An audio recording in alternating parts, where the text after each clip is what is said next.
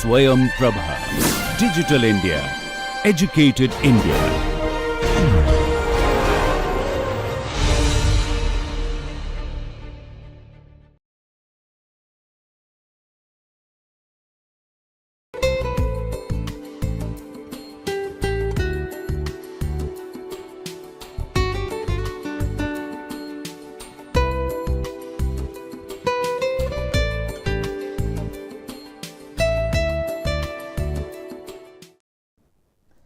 Well, given these situations, there may be possibility that one may hang up, means it does not pay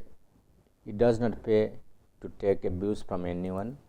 Number two, listen to the client and rephrase what you gather is feeling. Then choice C, explain to the client that he is being unfair, that you are only trying to do your job, and you would appreciate if he would not get in the way of this. Number 4, tell the client you understand how frustrating this must be for him and offer a specific thing you can do to help him get this problem solved. So, if you look and analyze each one of them, grade starting from A, B, C to D, I think gradually if you move from top to bottom, each and every answer seems to be better and better. So, if you look at the choice 4, tell the client you understand how frustrating this must be for him and offer a specific thing that you can do to help him to get problem solved. So, this may be the ideal answers, empathetic answers for these given situations. If you move towards the next situations, you are a college student who had hoped to get an A in a course that was important for your future career aspirations. You have just found out you got a C minus on the midterm. And what do? The sketch out a specific plan for ways to improve your grade and resolve to follow through. Decide you do not have what it takes to make it in that career. Tell yourself it really does not matter how much you do in the course. Concentrate instead on other classes where your grades are higher. Go see the professor and try to talk her into giving you a better grades. So, which one would be the better answers? Sketch out it's a very very intellectual answer. Sketch a new plan to improve, but decide you do not have what it takes to make it in that career, but that will may disturb you more or may not help you to reach at your career destinations. But yes, to some extent A is okay, but if you look at C, tell yourself it really does not matter and how much you do in the course. Concentrate instead on other classes where your grades are higher. This is also another possibility to compensate your loss in one subject, but at interpersonal level, if you want to manage your career, it's better go. This is what we call an empathic approach or interpersonal approach. This is a sign of your how emotionally you are savvy. You are now trying to emotionally blackmail the professor. So, sir, my career is at stake. Is it possible to enhance my grade to A? Certain things are also possible, or many not certain things. Most of the things are possible at interpersonal level. Number 5, this is also another situation. You are a manager in an organization that is trying to encourage respect for racial and ethnic diversity. You overhear someone telling a racist joke. What do? Ignore it. The best way to deal with these things is not to react. Ignoring the situation is the right answer or right reaction. Number 2, call the person into your office and explain that their behavior is inappropriate and is grounds for disciplinary action if repeated. Number C, speak up on the spot saying that such jokes are inappropriate and will not be tolerated in your organizations. Yes, this could be a possible better behavior to reshape the behavior of the person who has given a racist comments. Suggest the persons telling the joke he go through a diversity training program, maybe the better answer or the best answer among all. You look at the 6th situation. You are an insurance salesman calling on prospective clients. You have left the last 15 clients empty-handed. What do? Call it a day and go home early to miss rush hour traffic. Try something new in the next call and keep plugging away. List your strengths, weaknesses to identify what may be determining what may be undermining your ability to sell. Sharpen up your resumes. So what would be the correct answer? So you are an insurance salesman calling on prospective clients.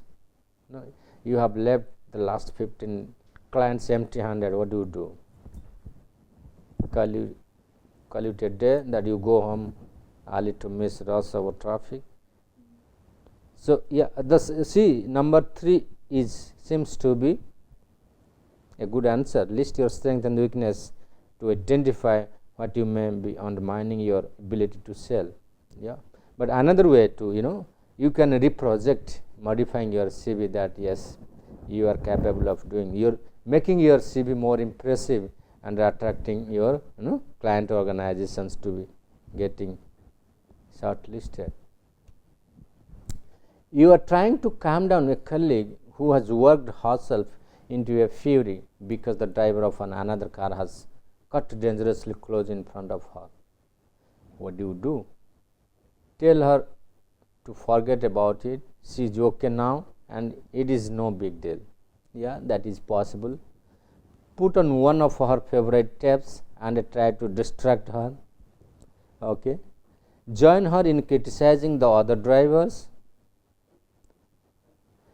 Tell her about the time when something like this happened to you and how angry you felt until you saw the other driver was on the way to the hospital. So this seems to be the most emotionally savvy or smart answers in this given situations. Maybe this kind of answer always changes the whole perspective of the other persons. So likewise, there are many other situations you can look into and check out how it is happening. The idea of giving these decisions, these are emotionally fully turmoil situations, and how we exercise our mental perspectives to deliver a cognitively appropriate answers to satisfy our emotional ego. Probably the emotional training would enhance the better understanding of such kind of situations. So then what is emotional intelligence?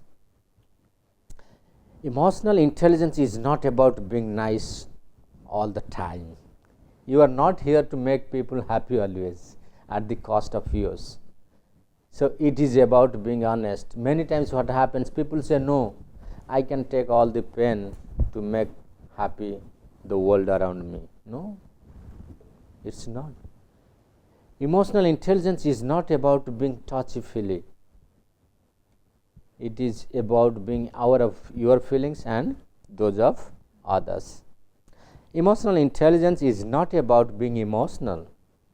So it is about being smart with your emotions, not hurting yourself, neither others. So it is how you manage your emotions that is a sign of your emotional intelligence. Goldman says that we are being judged by a new yardsticks nowadays. It's not that IQ that will make you over smart, not just how smart we are or by our training and expertise, but also how well we handle ourselves and each others. How we handle ourselves and each others, that summarizes all about the need of emotional intelligence. Emotional intelligence will be an important key to leadership in futures. Why? Because this conclusion is more a function of beliefs, values than based on traces of what we can see today. So, these are some of the fundamental questions we ask. What emotional resources do leaders need to thrive amidst chaos and turbulent change? How do leaders create an emotional organizational climate that fosters creative innovation, change, performance, or lasting relationship? Yet today's business or public environment or public issues are far too complex to return to a top-down or power-based style of leadership. But we still end to use the old language to describe leadership: bold, be bold, brave, tough, a strong sense of purpose and resolving the issues. But is it possible? These attributes do not fit in today's needs.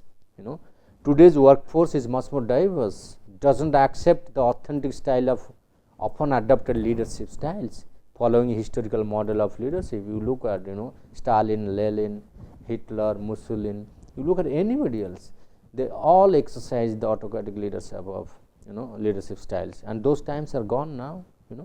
People are just pressing the button, everything are delivered at your doorsteps. So leadership is not required even in many spheres. So leadership has had evolved over a period of time to match a growing sense of democracy and independence in the workforce. So people often wonder what condition a man can perform the maximum.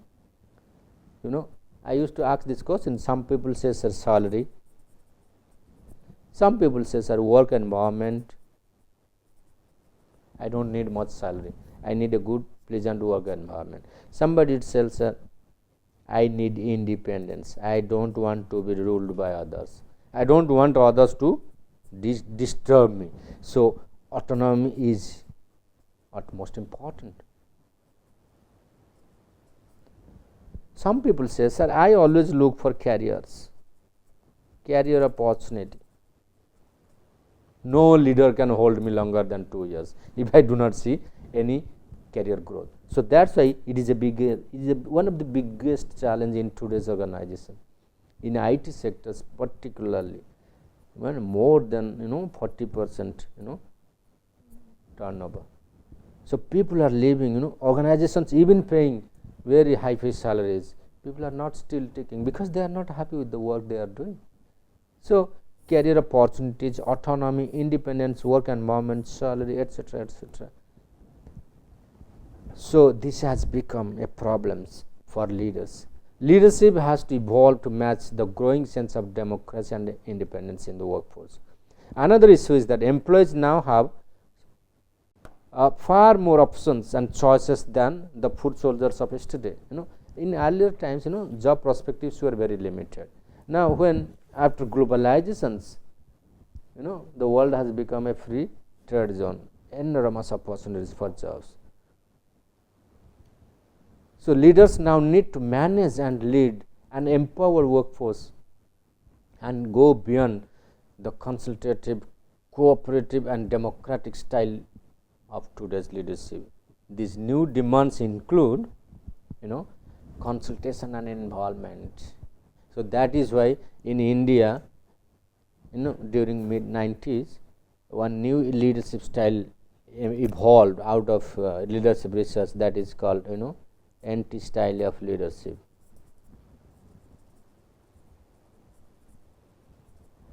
So because this is culturally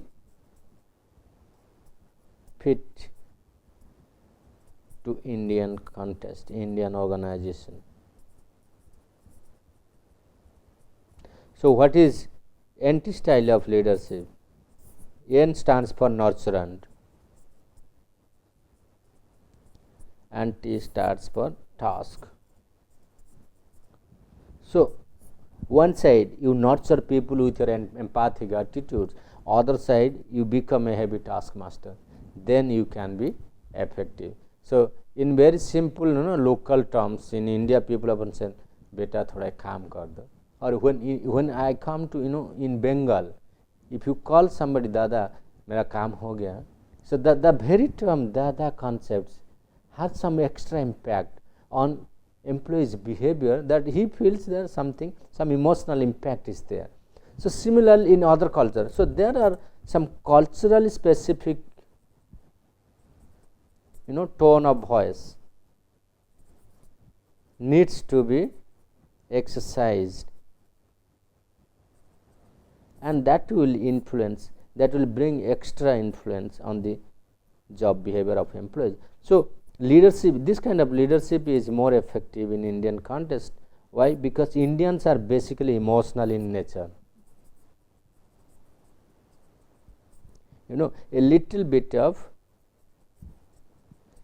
emotional appeal will bring change in their hearts. So their heart works, heart dominates over head. So that is why heart always dominates over head, and that is why many Indians carries lunchbox to their workplace when there is a better canteen and better lunch is available and offered by the company. So this shows that in consultation, and leaders want involvement with people, but leaders still get criticized for not having and communicating a compelling vision or purpose. So that is where the leader needs to reframe its approach. Autonomy and freedom found to be two important areas that leadership or leaders should look into. Leaders should give autonomy to its people, but leaders are still expected to take full responsibility when things go wrong. Yes, that should be. If as a leader at the head of the team, if you do not take responsibility, maybe your team members will feel frustrated that you are blaming them. Opportunities for growth and challenges and glory, but leaders must be on hand to coach and mentor us so that we develop our own potentiality. So what is the why organization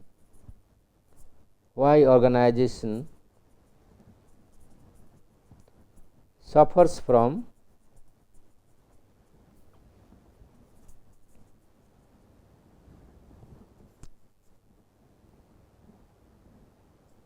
deficit of leadership, deficit of leaders or leadership. Many times they are unable to nurture the next level of leadership. So that is why the answer lies in succession planning.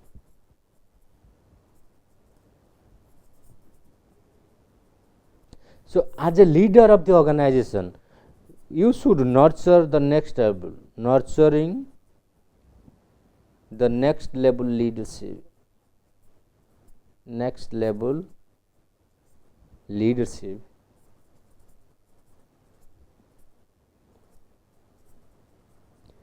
will bridge the leadership gap. So that is what we call, say for example, day before yesterday I was reading newspaper. There are 13 IIMs out of 20 are running without directors. And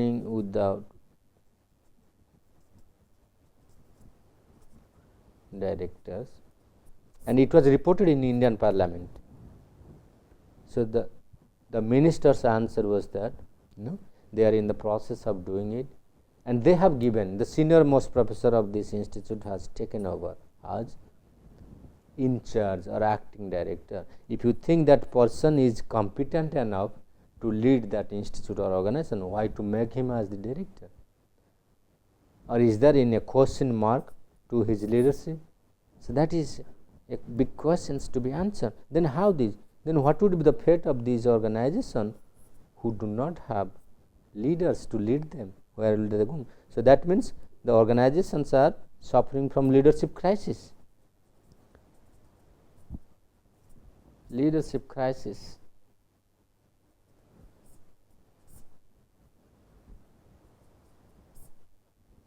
So now opportunities for growth and challenge and glory is equally important for its followers. Those people, those who are in the organization. So as a leader, one must take care of those things for the growth and development of its followers or next level leadership.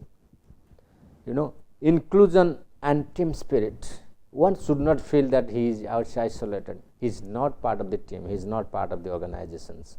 So this needs to be encouraged, needs to be nurtured, team spirit. We are working as a team, not as individuals. That sense of belongingness, hold each other together. So, but we still want our leaders to give us individual recognition and acknowledgement. So, till the time the leaders does not recognize your talents, does not acknowledge your group contribution, maybe that is where the leader is lose its effectiveness. But yes, if you are performing as a team member, even contributing towards team, there is a thumb sign requires to be shown. Yes, well done. The nice is good thing, but that is not enough. In order to be nice, remember again, emotional intelligence is not about being nice all the times. So it is about being honest. It is not about touchy feel. It is about feelings, your feelings and those of others. So as a readers, you need to understand the both sides, self and others. Emotional intelligence is not about being emotional. It is being about smart with your emotions, how you are managing people in organizations. So it is no longer enough to lead by virtue of power alone. You cannot say that I am the head of the institute, I have a lot of power to sack you, to throw you out of the organizations. How far you will go on saying this? How many you will sack in the organization? How many people you will suspend with your power? But the real command and control comes out of your authenticity, your generosity, your empathic concern to persuade your people to work, to follow you. But the badge of power alone cannot argue. You may nail down a person for a few minutes, but the moment the person gets up, his anger goes from bottom to top to fight against you, to create a revengeful state of affairs. But that is not the true character of a good leader. But when you talk in terms or discuss leadership in terms of Machiavelli, the prince who always tried to dominate with irrational power, that those days are gone. In politics, it is much safer to be feared than to be loved. But do you agree? Those days are now gone. You look at, there are many leaders who have created their own impact in their own ways. If you look at Pope John Paul, a very emotionally intelligent leader, empathic leader, expressing care, concern and empathy towards others. Mandela as a charismatic leader, Gandhi a non-violent leader, a preacher of ahimsa or non-violent. Leaders need more than ever to appear nice, and a renewed leadership agendas are needed. So how long you can hold the nice concept as a leader, because leaders are always confronted with toughest task. So it's always better you true to yourselves that whatever you are doing for the benefit of others. But emotional intelligence does not fit the classic historical model of leadership. You can drive your forces by command and control. It is not always possible, but today's training will help you to understand the emotional intelligence and why it is important to personal and professional success. I used to tell in this class, when I conduct any exercise, recognize the different competencies of whether it is 5 competencies or 15 competencies. One should follow any model, whether it is Barron's model, Goldman's model or Cooper and Sabab's model. You can recognize, identify the core emotional competencies that work on and increase your level of emotional intelligence. Second, listen to and employ your emotions for better decision makings. Show your care and build trust by displaying sensitivity and concern. So this is very important, and use your energy and enthusiasm to motivate others. So let's see a small video clip how emotional intelligence training has been practiced in other organizations, and that would benefit many others in organizations. 25 time झाड़ू मारो तो भी कम है। हम इंसान है कि machine? इतना टाइम साफ करेगा? मैं मरता रहूंगा दिन भर, झाड़ू मारता रहूंगा, सब यहीं से जाएंगे, दूसरी जगह से नहीं जा सकते। अरे उधर मत चलो, अभी साफ किया है। सॉरी। क्या सॉरी? तुम तो सॉरी बोल के निकल जाएगा, सबका क्रिकेट अब तुमको सुनना पड़ेगा। सुनेगा? 20 साल से तो सुनता है। So this is disgust and distress he is expressing. क्यों? कंप्लेन करने का है, मकसूद नाम है मेरा, जाओ करो।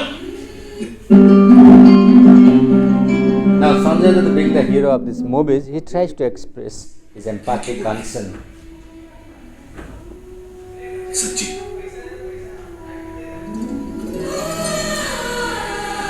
And after this, empathic concern, how can change the whole perspective?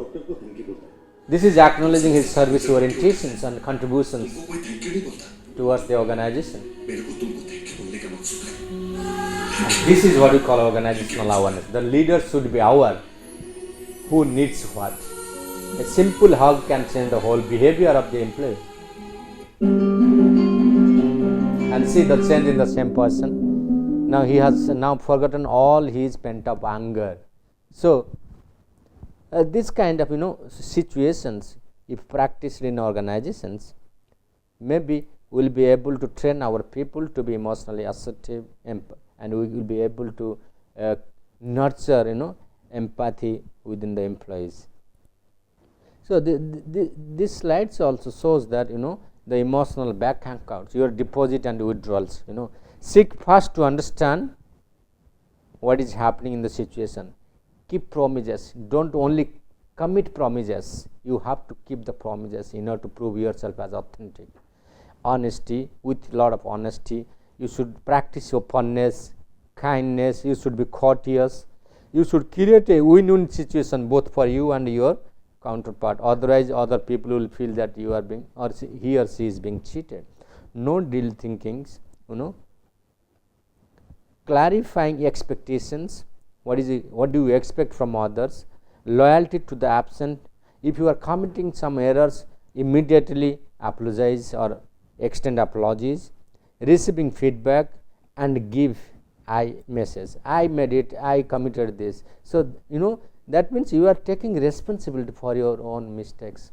Or when you are doing something good also, yes, I have also done this in the past. So this kind of interactions or this kind of attitude and behavior will bring a lot of change. But when you talk about the withdrawals, seek first to be understood.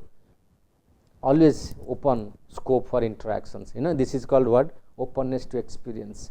Unless until you keep open your horizons, invite suggestions, make use of it. Breaking promises, breaking promises will sometimes hurt others. You will not be trusted anymore. Smooth manipulation, this is also sometimes great. If you are manipulating, you should manipulate not in a hardcore way. Unkindness, discourteous, win-lose or lose-win thinking, this kind of thinking, it will not build trust anymore in the minds of others or in your surroundings. Violating expectations sometimes creates disloyalty. Duplicity is easily recognized in people's behavior. Pride, conceit, arrogance, not receiving feedback. People say he is a man of so authority, or arrogant. He does not listen to anybody else. So always try to accommodate others' opinion into your views, so that there will be improvements in your behavior. Not receiving feedback and giving you message. Always try to pass on advice. It seems that you are only the right person in this world, nobody else. Whatever you say, that is correct. But apart from this, is there in another way to enhance leadership in organizational affairs, so that one can enhance leadership potentialities?